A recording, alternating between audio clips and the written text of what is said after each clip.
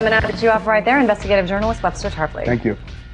And that gets into what I don't believe we've discussed, and that was, of course, the massive dive in the stock market. We maybe reported that as it was happening live last week on episode 169, and of course the possible involvement of the plunge protection team and some of the other things that may tie into this, and we'll get to it.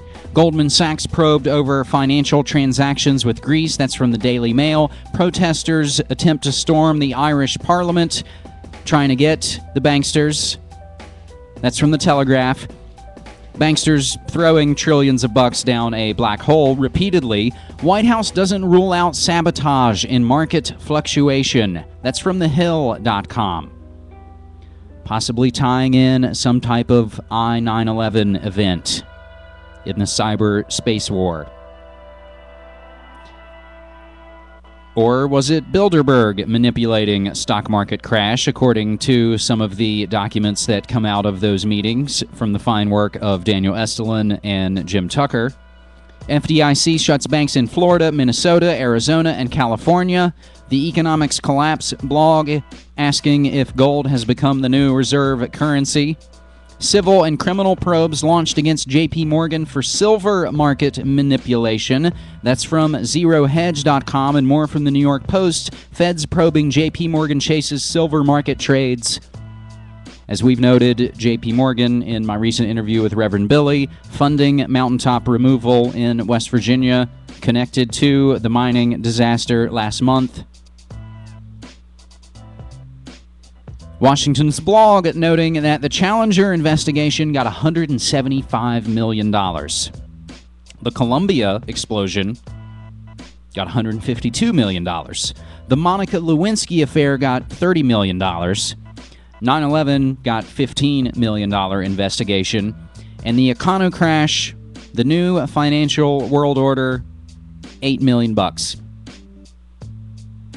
The Sovereign Independent activists confront David Rockefeller in Dublin trilateral venue. And a good one, noting, and again, this gives you the background and the history mystery and how all this ties in, a great quick article from Mark Dice on how the Illuminati create unlimited money. And again, we've talked about them. Are they the Illuminati? Are they the bloodlines? Are they the families?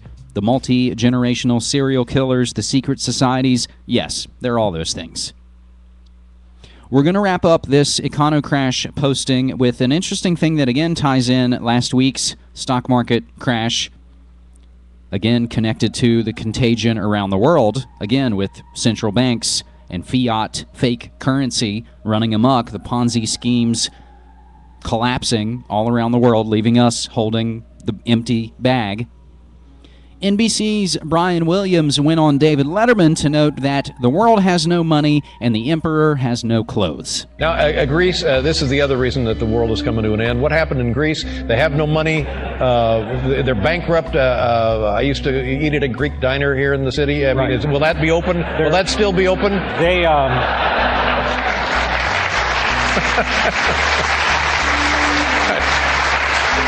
we understand for now they are no longer lighting the ceremonial cheese. Dave,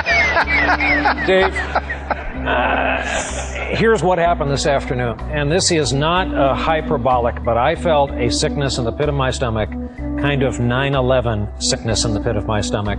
I watched over 15 minutes. Our stock market fell exactly 1,000 points this afternoon. A deep, straight dive, at times in increments of 50 points. I watched it go 700, 750 down, 8, 850, 9, 950.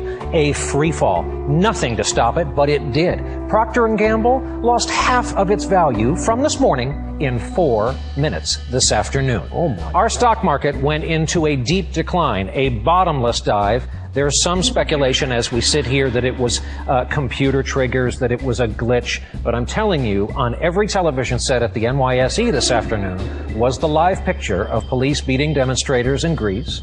One fire on a sidewalk turned out to be 3 people on fire. The Parliament had passed this measure to do some emergency spending. Here's the daisy chain. Greece to Portugal to Italy. Germany is kind of Europe's bank. Germany, a lot of this stops at Germany, but we're going to be in some trouble here for a while. The danger is it hurts the U.S. economy. As someone said on television this afternoon as part of the cable coverage, the dirty little secret is the world has no money and the emperor has no clothes. If I wasn't a tad too close to this, I'd probably not leave the house. But that's how bad it is. Wow. So enjoy your meal.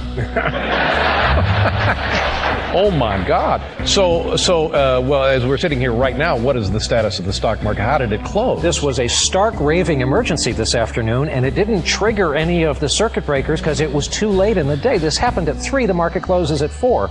It was closing back up to a shorter loss, but we watched it hit bottom, and we had no guarantee that 1,000 was going to be the stop. Oh my God. Harrowing stuff. I got to call the guy. Yeah.